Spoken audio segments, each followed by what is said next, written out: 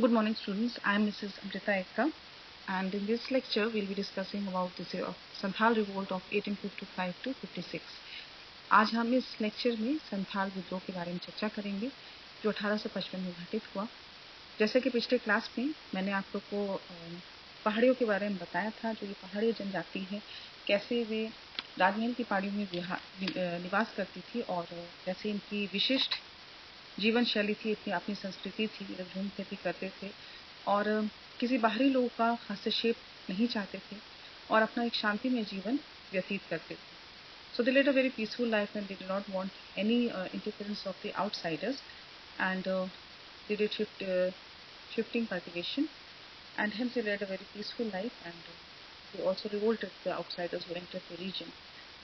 उनके समक्ष एक समस्या उत्पन्न हुई जब संथालों का इस क्षेत्र में, इस पहाड़ी क्षेत्र में आगमन हुआ. पहाड़ियों लोगों के समक्ष ये समस्या उत्पन्न हुई और ये संथाल जमीन, जो पहाड़ संथाल है, ये जमीन जोतकर चावल और कपास उगाते थे और जंगलों को काटकर इमारती लकड़ी निकालते थे. संथाल राजमहल के निचले पहाड़ी पर आकर धीरे धीरे बसने लगे, जिस कारण पहाड़ियों को या पहाड़ी जनजाति को पीछे की ओर जाना पड़ा. दोनों जनजातियां थीं और झूम खेती भी करती थी, लेकिन फर्क उनमें इतना था कि जहां पहाड़ियों लोग खेती के लिए वे लोग कुदाल का प्रयोग करते थे, वहीं जो संथाल है वे लोग हलों का प्रयोग करते थे. दोनों के बीच समस्याएं उत्पन्न हुई. संघर्ष काफी लंबे समय तक चला और अंत में संघर्ष में पहाड़ियों को ही पीछे जाना पड़ा, पीछे हटना पड़ा.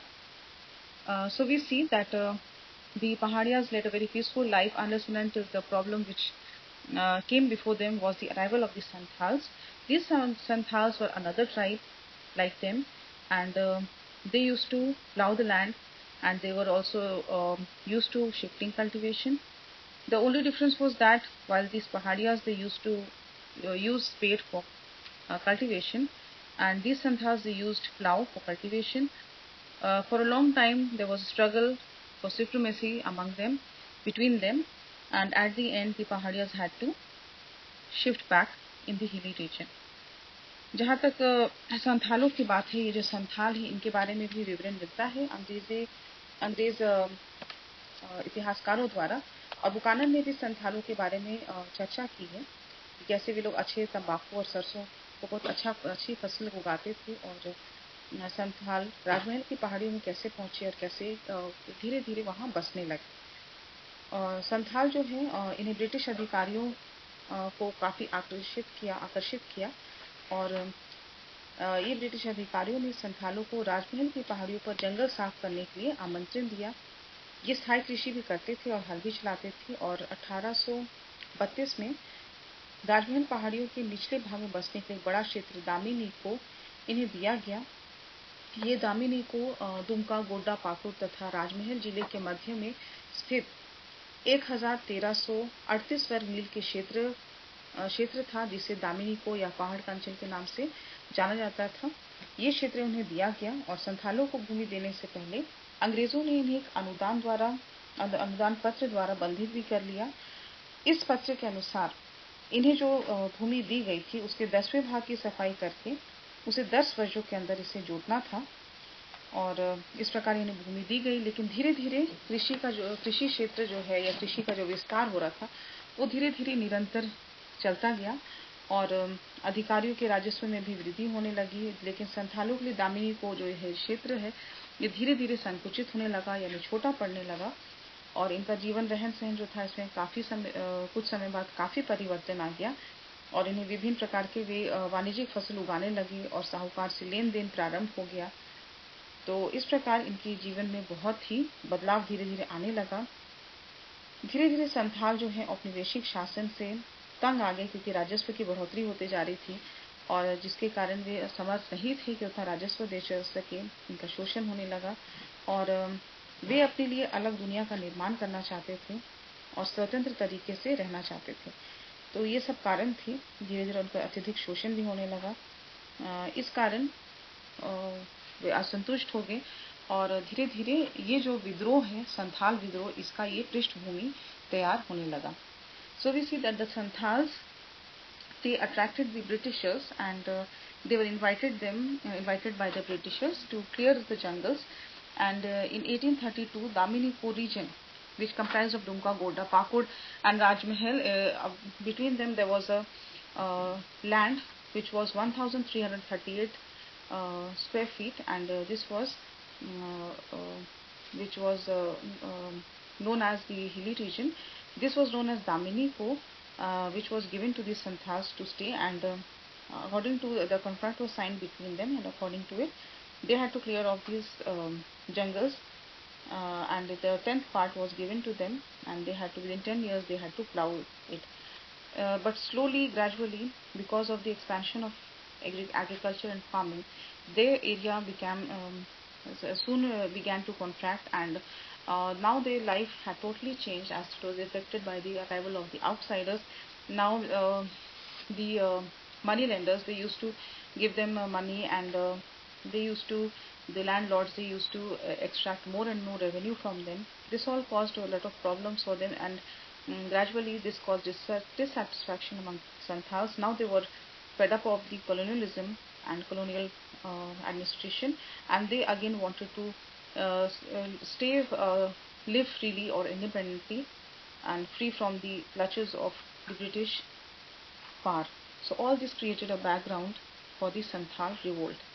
Now we'll see the causes of the Santhal revolt. अब हम संथाल विद्रोह के मुख्य कारणों के बारे में चर्चा करेंगे। जैसे मैंने पहले ही बताया था कि जो संथाल है वे पहले से ही असंतुष्ट थे। इसके बहुत सारे जो प्रमुख कारण हैं उसके में हम शॉर्ट में हम लोग संक्षेप में चर्चा करेंगे। जैसे कि संथालों को अत्यधिक लगान देना पड़ता था, और जो वसूली की जाती थी वो काफ़ी निर्मम तरीके से, यानी काफ़ी कठोर तरीके से इनको वसूला जाता था लगान। दूसरा है जो मालगुजारी वसूलने का तरीका था वो भी काफ़ी दमनात्मक था, और जो कलेक्टर रखे गए थे इसके लिए सरकार द्वारा, और वे काफ़ी भ्रष्ट थे, उपद्रवी थे, ये कारण था। तीसरा कारण ये था कि यहाँ पर बहुत सारे जो बढ़ैत और काठीटाड़ जैसे बढ़ैत और काठीकुंड जैसे बड़े व्यापारिक केंद्र थे, जहाँ व्यापारियों का कब्जा हो गया था। और यहाँ पर क्योंकि संथाल जो हैं वे तो शिक्षित नहीं थे, उनके ऊंचे दाम में वे लोग सामान जो है, वस्तुएं हैं, वो बेचते थे, और जमींदार और जो महाजन है वे आतंक के पर्याय थे।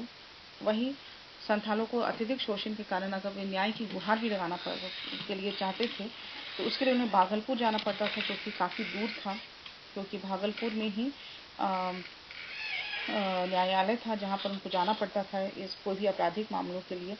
और ये क्षेत्र बहुत दूर था, और वहाँ जाने के बाद भी जो मजिस्ट्रेट जो पूरा जो माजरा है, जो पूरा केस है, वो तहसीलदार को दे देते थे, और तहसीलदार फिर से काफ़ी भ्रष्ट रहते थे, और इस प्रकार उनको न्याय मिलने तो दूर उन्हें बहुत सारी समस्याओं का सामना करना पड़ता था, उन्हें प्रताड़ित किया जाता था। और वही जो इसका इमीडिएट कॉज है, तत्कालिक कारण जो है, ये बताया गया है कि यहाँ पर राजमहल होकर रेलवे लाइन बिछाई जा रही थी, और जिसे बहुत सारे श्रमिक, जिसमें स्त्री पुरुष थे, वो लगाए गए थे, और स्त्री पुरुष जो इसमें कार्य करते थे उनके साथ, स्त्रियों के साथ विशेषकर बदसलूकी किया जाता था। एक घटना हुई जिसमें रेलवे ठेकेदारों ने 2 संथाल स्त्रियों का अपहरण किया, उनका बलात्कार कर दिया, और इस बलात्कार और उनकी हत्या कर दी गई। और इसके बाद उनका जो गुस्सा है वो विद्रोह के रूप में शुरुआत हुआ इसका, इस प्रकार विद्रोह जो है उसकी शुरुआत हुई। So the main causes of the Santhal revolt were the excessive exploitation and the role of collectors, the role of the landlords, Mahajans, who used to extract more and more money, and they used to sell off the things in Badhet and Kathikund, like they were trade centers where excessive money was taken, because since they were illiterate, they didn't know the actual value of the articles, and they were sold off in high prices. As far as the justice was concerned, if you wanted to plea for justice, they had to go to Bhagalpur, and for all these matters, and they had to travel long distance for it, and which was quite expensive for them, as well as quite hectic for them. But at the end, the magistrate transferred all the cases to the Tehsildar, who was again quite a corrupt person, who did not discharge any of his duties, rather he exploited them. The immediate cause for this revolt is said to be the rape and murder of 2 women who used to work in the construction of railway lines, and this caused a great the anger aroused, and this led to the outbreak of the revolution or revolt. इस प्रकार विद्रोह की शुरुआत हुई। सिद्धू कान्हू, जैसे इस संथाल विद्रोह जो है ये सिद्धू, कान्हू और चांद और भैरव जो 4 भाई हैं उन्होंने उसका नेतृत्व किया। सिद्धू ने इसका मुख्य रूप से इस विद्रोह का आह्वान किया और ये भोगनाडीह में थे। ये भगवान बिरसा को बहुत मानते थे और इस प्रकार विद्रोह का आह्वान होता है। और इस विद्रोह में सिर्फ बड़े ही नहीं बल्कि बच्चे, बूढ़े, स्त्री और बच्चे, पुरुष सभी ने मिलकर भाग लिया और अंग्रेजों को उन्होंने दिखा दिया कि वे भी कुछ काम नहीं है और पारंपरिक शस्त्रों के माध्यम से उन्होंने इस विद्रोह का आह्वान किया, जिसके माध्यम से उन्होंने अंग्रेजों के सामने एक समक्ष एक दे give a tough resistance to the Britishers. इस प्रकार ये विद्रोह जो है वो इसमें हालांकि वे लोग असफल रहे, लेकिन उन्होंने हार नहीं मानी, उन्होंने आत्मसमर्पण नहीं किया और उन्होंने मरते दम तक उन्होंने इसमें भाग लिया। इस प्रकार ये विद्रोह चलती है, जिसमें अंग्रेज भी एक समय के लिए इनसे काफी भयभीत हो जाते हैं और इनकी बहादुरी की सही में दाद देते हैं। विद्रोह का परिणाम ये हुआ कि बहुत सारे लोग मारे गए, बहुतों को सजा सुनाई गई और अंत में इसका परिणाम ये हुआ कि 1855 के एक्ट 37 द्वारा भागलपुर और बीरभूम के कुछ क्षेत्रों को मिलाकर संथाल परगना नामक एक नॉन रेगुलेटिंग जिले का गठन हुआ और दुमका को इस जिले का मुख्यालय बनाया गया और इस जिले को भागलपुर कमिश्नर के अधीन रखा गया। इस प्रकार इस जिले को 5 भागों में विभक्त कर दिया गया और दुमका में उपायुक्त और शेष एक सहायक आयुक्त रखे गए। 1856 में संथाल पुलिस रूल्स लगाया गया और इसे भागलपुर के तत्कालीन कमिश्नर के नाम पर यूल रूल्स कहा जाता है। और यहाँ पर इस प्रकार कंपनी सरकार ने 1857 ईस्वी की कमयौती प्रथा को सदा के लिए बंद कर दिया और ब्रिटिश प्रशासन ने संथाल परगना को शांत करने की कोशिश की, लेकिन फिर से उनका शोषण होता है। लेकिन ये विद्रोह यही समाप्त नहीं होता है, आगे भी फिर जाकर यह विद्रोह उत्पन्न होता है। So the Santhals they put before the Britishers a tough resistance and they do not surrender, and many of them were killed.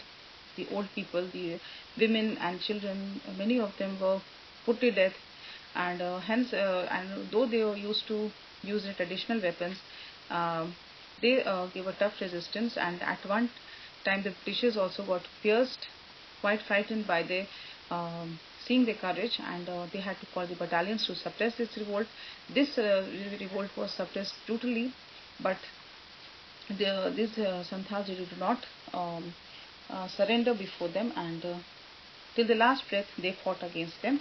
At the end, they were all put to death, some were arrested, and in 1855, according to this Act of 37, the regions of Bhagalpur and Birbhum, they were combined, and Panthal, and it was named by Santhal Pargana region, and non-regulating region was formed, in this Dumka was made the main center, and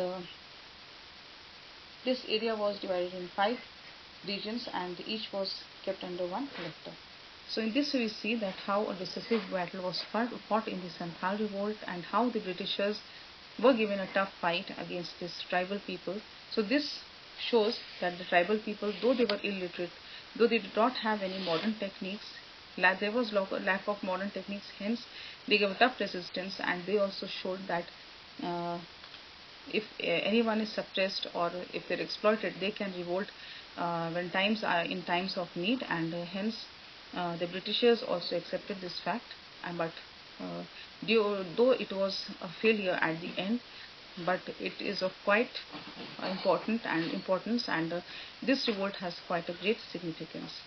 हालांकि इस अंत में संथालों का दमन कर दिया जाता है, लेकिन ये काफी महत्वपूर्ण विद्रोह है। ये आने वाले समय के लिए एक सीख थी कि किस प्रकार सिंधु कानू ने जिस प्रकार संथाल विद्रोह का आह्वान किया वो कितना महत्वपूर्ण था और कैसे उन्होंने अंग्रेजों को भी कह सकते हैं सबक सिखाया। So that's all for today, thank you.